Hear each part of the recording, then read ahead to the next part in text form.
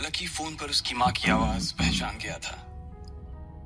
मैं जल्दी आ जाऊंगा माँ, बस पढ़ाई खत्म होते ही आ जाऊंगा, लकी ने कहा। उसकी आंखें डबडबा आई थी। इससे पहले कि वो आगे और कुछ बोल पाता, उसकी माँ ने कहा, बस अब कितना पढ़ेगा, तू अब जल्दी से आ जा, मैंने तेरे लिए एक लड़की भी ढूंढ रखी है, माँ ने कहा। और ये सुनते ही लकी के होश उड़ गए। वो डिंपल के सदमे से अभी बाहर भी नहीं निकला था और उसकी माँ उसके लिए लड़की ढूंढ रही थी। माँ मैं अभी क्लास में हूँ, आपको थोड़ी देर बाद फोन करता हूँ, लकी ने आगे की बात से बचने के लिए कहा और फोन रख दिया।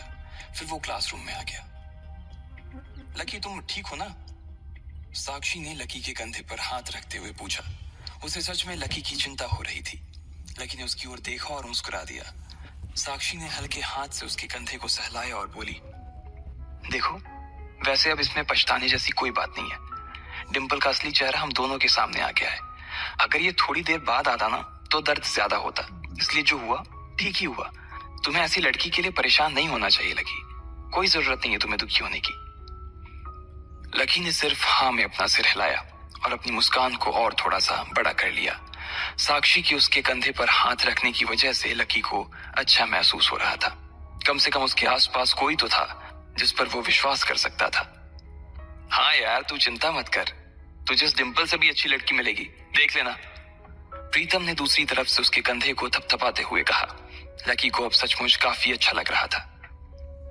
अच्छा चलो, आज हम तुम्हारे आजाद होने का ना जश्न मनाते हैं। मैं अपनी तरफ से तुम्हें ट्रीट दूंगी। कॉलेज के बाहर कहीं चलें? कैंटीन का खा खा करना मैं बोर हो गई हूँ, साक्षी ने कहा। हाँ यार कैंटीन से तो मैं भी बोर हो गया हूँ, प्रीतम ने कहा। साक्षी ने उसे घूर कर देखा और बोली, अबे तुम्हें कौन ले जा रहा है? ये सुनते ही प्रीतम को झटका सा लग गया। वो जानता था कि साक्षी बहुत ही साफ और सपाट बात करने वाली लड़की थी, लेकिन एक दिन वो उसकी इसी साफ गोई का शिकार हो जाएगा, उसे अंदाजा नहीं था। नहीं मैं तो खुद भी नहीं जा रहा था यार, मुझे तो निम्मी से मिलने के लिए जाना था।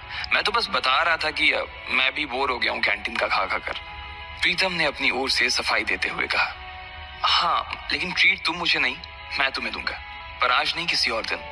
और इस बार हम उस चमन पाव भाजी वाले के पास नहीं जाएंगे, उससे थोड़ी दूरी पर सामने वाली लेन में जो रेस्टोरेंट है ना, सन एंड मून, वहां चलकर खाना खाएंगे, लकी ने कहा और अपनी जगह से खड़ा हो गया। साक्षी ने जब उसके मुंह से सन एंड मून का नाम सुना तो उसके कान खड़े हो गए। उसे उम्मीद नहीं थी कि लकी को डिंपल के जाने के बाद इतना बड़ा झटका लगेगा। जितना पैसा लकी 10 दिन में कमाता था, साक्षी ने सुना था कि सन एंड मून में उतना पैसा सिर्फ एक बार में ही पूरा हो जाता था।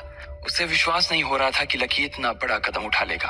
वो झिझक कर हंस पड़ी और बोली, हाँ ठीक है, मतलब ठीक है, मैं इंतजार करूंगी। वैसे तुम्हें एक बात बताऊं लकी, मैं ना अभी तक सन एंड मून के अंदर गई नहीं हूँ। साक्षी के चेहरे पर हल्की सी शर्म आ गई थी। साक्षी को लगा कि लकी ने सिर्फ जज्बात में बहकर यह बात बोल दी थी कि वो उसे सन एंड मून में ट्रीट देने वाला था, लेकिन उसे मालूम नहीं था कि वो साक्षी को जिंदगी भर भी अगर वहां खिलाता तो भी उसकी जायदाद पर कोई असर नहीं होने वाला था। ठीक है तो फिर मिलते हैं, फिर बाय लकी, साक्षी ने कहा और वहां से निकल गई। इधर प्रीतम और उसके दूसरे दोस्त भी उसे अपने साथ लेकर कैंटीन की ओर आ गए। जैसे ही वो कैफेटेरिया में दाखिल होने वाले थे, अचानक से गर्वित रुक गया। उसकी आंखें उसके फोन पर गड़ी हुई थी और एक पल के लिए फोन को देखने के बाद गर्वित ने कहा, भाई साहब ये अमित ने ग्रुप चैट पर अपनी फजीयत करवा ली यार। खोलो अपना ग्रुप चैट, खोलो अपना हॉस्टल वाला ग्रुप, देखो क्या लिखा है इसने। लकी और प्रीतम ने तुरंत अपना फोन निकाला और हॉस्टल वाला ग्रुप खोल लिया। हालांकि लकी ने हॉस्टल छोड़ दिया था और सिर्फ डिंपल की वजह से वो एक छोटे से कमरे में रहने के लिए आ गया था, फिर भी उसने हॉस्टल का ग्रुप नहीं छोड़ा था और न ही प्रीतम और गर्वित उसे ग्रुप छोड़ने देना चाहते थे। गर्वित की बात सुनते ही तुरंत लकी और प्रीतम ने अपनी जेब से फोन निकाला और देखा। अरे बाप रे, कितना बड़ा गधा है ये, लकी ने उन दोनों से कहा। अमित ने उस ग्रुप में एक मैसेज भेजा हुआ था जिसमें लिखा था, दोस्तों आज से तुम्हारा भाई अमित सबके सामने ये ऐलान करना चाहता है कि तुम्हारा भाई फिर से सिंगल से मिंगल हो गया है। सबके सब जल्दी आओ हॉस्टल, आज का लंच तुम्हारे भाई की तरफ से है। चलो अच्छा है, किसी को तो लड़की मिली, वैसे भी इसका अकेलापन झेला नहीं जा रहा था, लकी ने कहा। चलो चलो हॉस्टल चलते हैं, साले की आज जमकर खींचेंगे, प्रीतम ने कहा।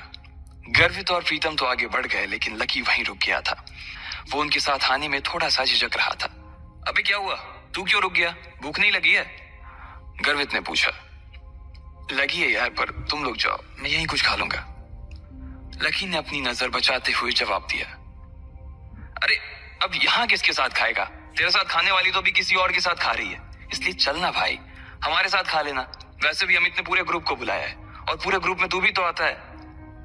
प्रीतम ने कहा, हाँ, पर लकी के पास इससे आगे कहने को कुछ नहीं बचा था। उसका मन तो उन दोनों के साथ जाने का बहुत कर रहा था, पर वो फिर से हॉस्टल नहीं जाना चाहता था। अब वो हॉस्टल का हिस्सा नहीं रह गया था, इसलिए उसे लग रहा था कि वहां खाना ठीक नहीं था। भाई मुझे मालूम है तू क्या सोच रहा है, लेकिन तुझे मालूम है कि हम क्या सोच रहे हैं? गर्वित ने कहा, क्या सोच रहा? लकी ने उत्साह में पूछा। प्रीतम और गर्वित दोनों मुस्कुराने लगे और लकी को देखकर बोले, आज के आज ही हम तेरा कमरा खाली कर देंगे। गर्वित ने कहा, क्यों क्यों खाली कर दोगे? लकी ने पूछा, क्योंकि तू फिर से हमारे साथ रहने के लिए आने वाला है साले। प्रीतम ने खुशी से उसके कंधे पर हाथ रखा और उसे खींचकर अपने साथ लाने लगा। लकी ये बात सुनकर खुश हो गया था। उसे लग रहा था कि डिंपल के जाने के बाद उस कमरे में वो अकेला हो जाएगा, लेकिन जब उसके ये दोस्त जिंदा थे तब तक वो उसे अकेले नहीं छोड़ने वाले थे। थैंक्स यार, तुम लोग हो तो मैं। इसके आगे लकी कुछ कह नहीं पा रहा था, लेकिन उसकी आंखों में दोस्तों के लिए प्यार साफ नजर आ रहा था। थोड़ी देर बाद जब वो तीनों हॉस्टल पहुंचे तो उन्होंने देखा कि एक लड़का और एक लड़की एक साथ एक पलंग पर हाथ पकड़कर बैठे हुए हैं। अरे अरे तुम लोग वापस आ गए? अमित ने चौंकते हुए लड़की का हाथ छोड़ा और तीनों को देखने लगा। अमित का कद हॉस्टल के बाकी लड़कों से लंबा था। उसका शरीर दुबला और सुडौल था। वो खेल कूद में बहुत अच्छा था। बेबी, ये मेरे दोस्त हैं। दोस्तों, ये मेरी बेबी, मेरा मतलब है मेरी गर्लफ्रेंड है रोशनी, म्यूजिक सीख रही है। अमित ने कहा और रोशनी ने सबको हाई किया। फिर अमित बोला, रोशनी, ये मेरे रूममेट्स हैं, गर्वित, प्रीतम और लकी। लकी अब हमारे साथ नहीं रहता, लेकिन हमारे दिल में अभी भी जिंदा है लकी, है ना लकी? अमित ने थोड़े मजाकिया अंदाज में कहा। हाँ अमित भाई, पहले नहीं रहते थे, लेकिन अब भाई साहब हमारे साथ फिर से रहने के लिए आ रहे हैं, इसलिए आपने इनके बिस्तर पर जो वे प्रोटीन के डब्बे जमा रखे हैं ना, उन्हें जरा हटा लीजिए। गर्वित ने कहा। ये सुनते ही अमित का चेहरा खुशी से खिल गया। वो चाहता तो यही था कि लकी, जो कि उन सब की जान था, वापस आ जाए, लेकिन वो ऐसे अचानक से वापस क्यों आ रहा था इस बात का उसे अंदाजा नहीं था। इसलिए उसने पूछा, पर क्या हुआ भाई, लैंडलॉर्ड से लड़ाई वड़ाई हो गई क्या? नहीं यार, ऐसा कुछ नहीं है, लकी ने धीमी आवाज में कहा। प्रीतम समझ गया था कि लकी को आगे की बात करने में शर्म आ रही थी, इसलिए इससे पहले कि अमित आगे कुछ बोलता, प्रीतम ने उसका बचाव करते हुए कहा, अरे भाई लाइफ है, कभी धूप कभी छांव, चलता रहता है, तू ज्यादा सवाल मत कर यार, पलंग खाली कर यार जल्दी। प्रीतम ने कहा और रोशनी की ओर इशारा कर दिया। अमित समझ गया था कि वो उसके सामने इस बारे में कुछ बात नहीं करना चाहता था। अमित ने भी कुछ नहीं कहा और उन पांचों के बीच एक खामोशी छा गई। अमित ने उस चुप्पी को तोड़ते हुए कहा, चलो तो फिर आज रॉबिन्स कैफे पर खाना खाने के लिए चलते हैं। रोशनी की रूममेट भी आने वाली है। तुम्हें और किसी को बुलाना है? लकी तो डिंपल को बुला देना, वो भी आ जाएगी। अमित ने जैसे ही ये कहा, गर्वित और प्रीतम उसे गुस्से से देखने लगे। प्रीतम ने तो अपना सिर ही पकड़ लिया था। अमित की मोटी बुद्धि में उसके छोटे छोटे इशारे कभी नहीं घुस सकते थे। ये बात वो अच्छी तरह से समझ गया था। इधर लकी और डिंपल के बारे में सिर्फ उन तीनों को ही नहीं, बल्कि पूरे हॉस्टल को पता था। अमित को ये बात मालूम थी कि लकी डिंपल को कभी किसी अच्छी जगह खाने पर नहीं ले जा पाता था, इसलिए उसने सोचा कि उसको ये मौका भी वो अपनी तरफ से ही दे दे। अब इससे पहले कि प्रीतम लकी की घाव को ढकने की कोशिश करता, उसने खुद ही उसे कुरेदते हुए कहा, अमित, मैं और डिंपल अब साथ नहीं है यार। तुम और डिंपल साथ नहीं हो मतलब? ये कब हुआ यार, और कैसे? अमित ने लकी से पूछा। उसका मुंह सवाल पूछने के बाद भी खुला का खुला ही रह गया था। अब जो हो गया सो हो गया ना यार, सब आज ही जानना है क्या तेरे को? गर्वित ने उसे फटकारते हुए कहा। अमित समझ गया था कि इस बारे में बात करने के लिए सही मौका नहीं था।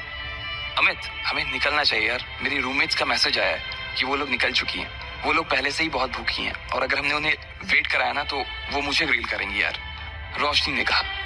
हाँ, अब ऐसा है तो प्रीतम जी, गर्वित जी और लकी जी, आप अपने अपने कपड़े बदलो। प्रीतम, तू लकी को कुछ बढ़िया से दे देना यार, और प्लीज सब लोग जल्दी तैयार हो जाओ, हम लोग बाहर इंतजार कर रहे हैं, अमित ने कहा और रोशनी का हाथ थाम कर बाहर आ गया।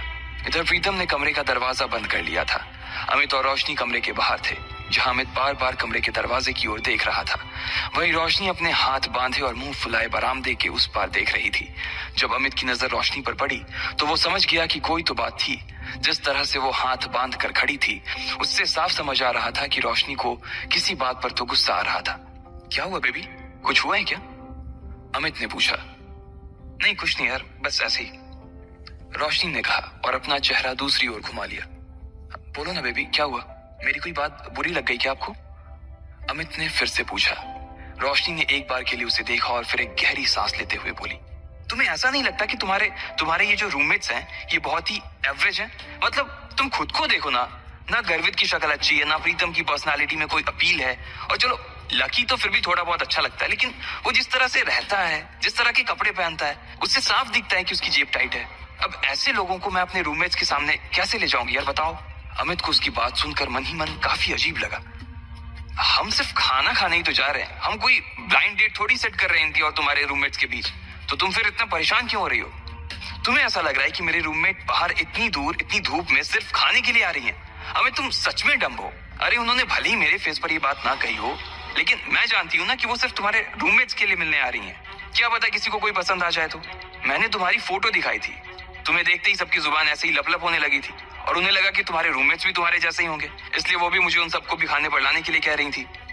रोशनी ने चिढ़ते हुए कहा, हाँ बेबी सॉरी, मुझसे गलती हो गई, मैंने तुम्हें बताया नहीं कि मेरे रूममेट्स बायोलॉजी सेक्शन से हैं। अमित ने कहा, असल में वो था सपोर्ट कोटा से, लेकिन वहां पर जगह नहीं थी, इसलिए उसे लकी की डॉर्मेट्री में शिफ्ट कर दिया गया था। अब इससे मैं क्या करूं? तुम ये सब मुझे अब बता रहे हो, मैं लंच ही कैंसिल कर देती हूँ, बोल दूंगी कि अमित का ट्रेनिंग सेशन शुरू हो गया है। रोशनी ने फिर से चिढ़ते हुए कहा, अरे नहीं यार नहीं, प्लीज ऐसा मत करो। अमित ने उसके आगे हाथ जोड़ते हुए कहा, अगर ऐसा हो जाता तो प्रीतम और गर्वित उसकी नाक में दम कर देते। वो दिखता पहलवान सा था, लेकिन उसे इन दोनों से बहुत डर लगता था। तो फिर ठीक है, अब वहां इनके साथ जो कुछ होगा ना, उसके लिए तुम मुझे ब्लेम मत करना प्लीज। रोशनी ने कहा और इससे पहले कि अमित उससे आगे कुछ कह पाता, रोशनी का फोन बज उठा। हेलो, हाँ कोयल, अच्छा तुम लोग पहुंच गए? हाँ हाँ, इतनी भी क्या जल्दी है यार, जब तुम मिलोगी तो खुद ही देख लेना। अच्छा तुम्हारे सिर पर चोट? अच्छा अच्छा, ठीक है, हम बस आ ही रहे हैं, रोशनी ने कहा और फोन रख दिया। ये कोयल वही कोयल थी जो आज सुबह ही लकी से बैंक में टकराई थी। वो रोशनी की बहुत अच्छी दोस्त थी और इन सब में सबसे अमीर। इतने में गर्वित, प्रीतम और लकी कमरे से बाहर आ गए। इधर तीन सुंदर सी बन ठन के आई हुई लड़कियां एक टेबल पर पहले से ही बैठी हुई थी। उनकी शक्ल, सूरत और कपड़े देखकर ये पता चल रहा था कि वो पैसे वाले घरों से थी। उनमें से एक लड़की का चेहरा छोटा और गोल सा था, आंखें बड़ी बड़ी और चमकीली सी थी। उन तीनों में सबसे सुंदर वही थी। कोयल, तुम्हारे सिर पर लाल सा क्या लगा हुआ है? कहीं कोई चोट वोट लगी थी क्या? एक लड़की ने कोयल से पूछा। कोयल ने तुरंत अपना फोन निकाला और फिर अपने सिर पर लगी चोट को देखने लगी और कहा, हाँ यार, आज सुबह मैं अपने पापा के साथ न्यू सिटी बैंक गई हुई थी, तो वहां पे एक गधे से टकरा गई। इतना बेवकूफ आदमी ना मैंने अपनी जिंदगी में नहीं देखा, मन तो कर रहा था उसका मुंह नोच लूं, कोयल ने कहा।